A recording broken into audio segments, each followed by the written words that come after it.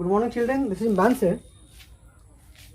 And see, today I am teaching you a chapter entitled Deep Water. This is the third chapter of the book, Deep Water.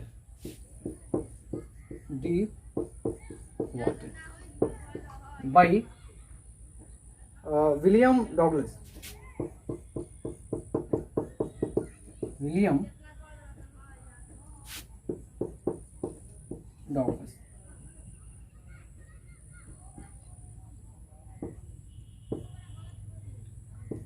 (1898 to 1980). See, in this chapter, Mr. Douglas writes his own experiences of swimming into a pool in his childhood and what he faced, what kind of difficulty he faced during his childhood days when he was trying to swim, and how much he got frightened, how much he got fearful by that experience, and later on in life how he overcame those fear, those difficulties. You know what happened? Like when he was a small child, say 2 or 3 years old, he, along with his papa, along with his father, went to YMCA. There is a place in America called Yakima. There is a river also, Yakima River, and there is a pool near YMCA there, and at that pool, at YMCA, at the place, there is a place called YMCA, and nearby this place there was a pool, and in that pool, this man William Douglas, when he was a small child, say 2 or 3 years old, went along with his father to learn the skills of swimming. And when he was near that pool, he got frightened. His father was diving into this pool, but he was not feeling comfortable out there because of the water, depth of the water. But later on, he wanted to swim. And one day, when he was 10 years old, let me find out the exact date out here. It had happened when I was 10 or 11 years old. Yes, he was 10 or 11 years old when he exactly started learning the skills of swimming. It had happened when I was 10 or 11 years old. I had decided to learn to swim. There was a pool at the YMCA near Yakima that offered exactly the opportunity. Like, see, he was looking for an opportunity, and that opportunity was to learn how to swim. So when he was 10 or 11 years old, he went there at Yakima River. The Yakima River was treacherous. It was very treacherous here means, but it was giving very negative impact. Like, people are very, like, there was the flow of water was very speedy. Mother continually warned against it and kept fresh in my mind the details of its drowning in the river. Like, many people drowned in that river. Many people lost their life while learning these skills of swimming, and that is why the mother of Mr. William Douglas was resisting his move to go to this river and to learn the skill of swimming, to learn how to swim.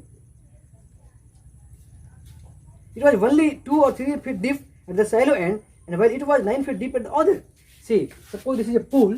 This is the pool, so it will be somewhat 9 feet deep. 9 feet deep out here. But at the end here, at the edge, it will be 2 or 3 feet. So at 2 or 3 feet, you can escape, you cannot die. But when you are deep here in the middle, and when you are under the 9 feet deep depth, surely you will feel difficulty. So the mother was warning him not to go there. Why? Because the mother was feeling that the child may be disturbed, and like other people who lost their life while swimming, he too can lose his life. That is why she was opposing him.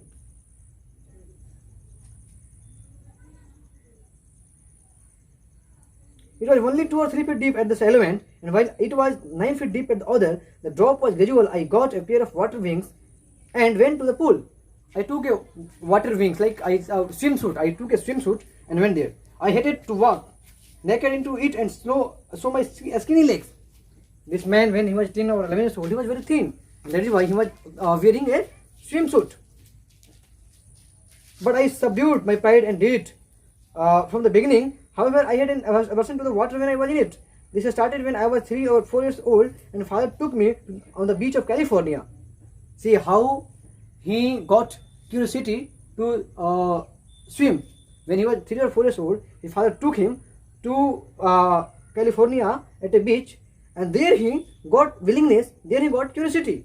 He and I stood together in the surf. I hung on to him, yet the waves knocked me down, and stepped over me. Like he was clung to his chest. That man, William Douglas, was clung to his father's chest, and his father was swimming. But the current of water was so superior, so heavy, that it frightened him and disturbed him, and he got frightened. And that was the period of time when he thought that no, he will be disturbed. He cannot do it. This is not his job. This is not his job. So at this age, when he was 3 or 4 years old, this kind of phobia, this kind of negative impact, negative kind of what to say, like negative things for water had got into his brain, and that is why he was disturbed.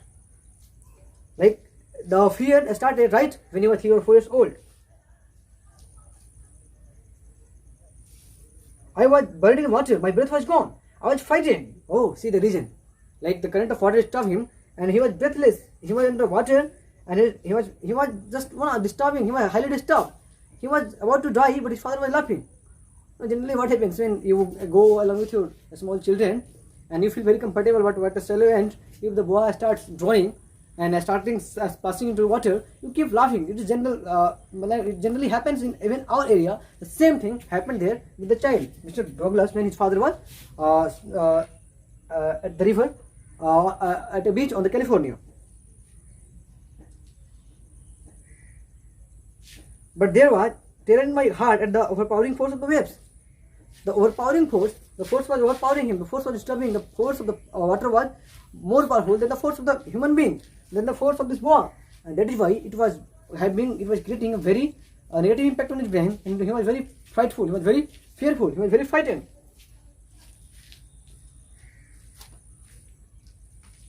So see here, so this was the episode that when he was 3 or 4 years old, he went along with his father, and what he experienced, it casted a very negative impact on his brain about the water, and that is why he was fearing. But when he was 10 or 11 years old, he wanted to learn, and that is why he went to a pool. And when he went to a pool, there was a man who was 18 years old. There was a boy who was 18 years old, and this boy, by fun, jokingly, just pulled him, pushed him into the water, and just he was watching him how he is responding to the water.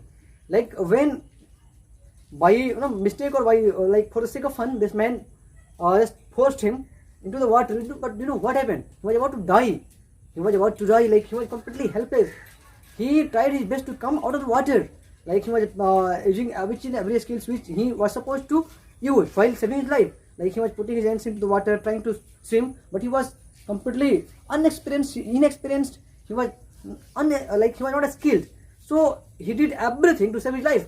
But at the end, he was completely unconscious. And when he gained consciousness, then he saw that somebody is helping him. And that man, 18 years old man, is saying, "Oh, I just did by mistake. I just did it for the sake of fun." But this fellow was about to die. He was on the beach of he was about on the brink of death. So like he is scary. So that casted a very negative impact also when he was 10 or 11 years old. But finally, after some years, see, I'm reading out these lines where these lines are. The next, I remember I was lying on my stomach beside the pool, vomiting. I was vomiting. I had drunken water into my stomach, and when I got consciousness, when I regained consciousness, I saw that some people is helping me, and I was vomiting. I was vomiting water. The chap that threw me in was saying, "But I was only fooling." Someone said, "The kid nearly died. Be all right now. Let us carry him to the locker room." Several hours later, I walked home. I was weak and trembling. I shook and cried when I lay on my bed. I couldn't eat that night for days. A haunting fear was in my heart. The slightest exertion upset me, making me wobbly in the knees and sick to my stomach. Like it gave a very horrible experiences. Like he was completely horrified when he came across this kind of situation, this kind of experiences. A few years later, when I came to know the waters of the cascades, I wanted to get into them. After this incident, after this year, like when 10, I was so after a few years, say 2 or 3 or 4 years, like say when he was 15, he wanted to swim, and finally he hired an instructor, and that instructor taught him how to swim. That coach was coaching him. That coach was teaching him the skills of learning how to swim, and finally he overcame all his fear, and when day came when he overcame this fear and he became a good swimmer. Let me read it out here.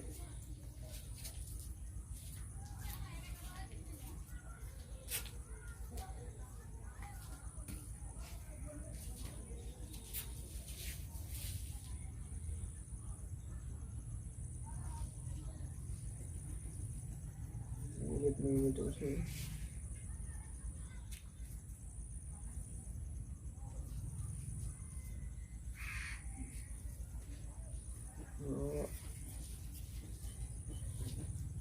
I went every way I knew to overcome this fear, but it held me firmly in the grip. Finally, one October, I decided to get an instructor and learn to swim. In the month of October, he got an instructor. I went to a pool and practiced 5 days a week, an hour each day. Like he got an instructor, and every day 1 hour for 5 days, he started this practicing these skills, and finally he overcame. In the beginning, he was facing some problem, like he was fearing, but finally he overcame. Thus, piece by piece, he built a swimmer, and when he had perfected each piece, he put them together into an integrated whole. In April, he said, "Now you can swim, dive off, and swim the length of the pool." Like in the month of October, he hired an instructor. In the month of October, he hired an instructor. In April, he was somewhat certified that he was a good swimmer. But even till the month of July, he was fearing. Till the month of July, he was fearing. Let me read out. The experience had a deep meaning for me, as only those who have known stark terror and conquered it can appreciate. In death there is peace, there is terror only in the fear of death. As Roosevelt knew when he said, "All we have to fear is fear itself," because I had experienced both the sensation of dying and the terror and that fear of it can produce. The will to live somehow grew in the intensity. At last I felt released, free to walk the trails and climb the peaks and to brush the upside. Finally he has overcome, and finally he has become a good swimmer. So thus this story ends. So finally, the fear which was disturbing this gentleman, William Douglas, he got victory over it, and finally became a good swimmer. Step by step, like in a phased manner, and he finally learned. So this lesson teaches us that if you are determined to overcome any fear, if you are having a strong willpower, then if there are so many adversities, if there are so many obstacles in your life comes, but you achieve a target. This story teaches us that we must be a strong willpower. We must be very strong from within. We must resolve ourselves that no, come what may. If something is disturbing us, but that something is good for our future, our life, and that something becomes our aim, that we can overcome this fear and we can achieve our target. So this is the things out here. Like a personal account of somebody's understanding of swimming is here. The psychology of a child regarding the water and its fear and how to come out of the water phobia, which all things are there in this chapter. Hope you would be able to understand this clearly. Thank you so much.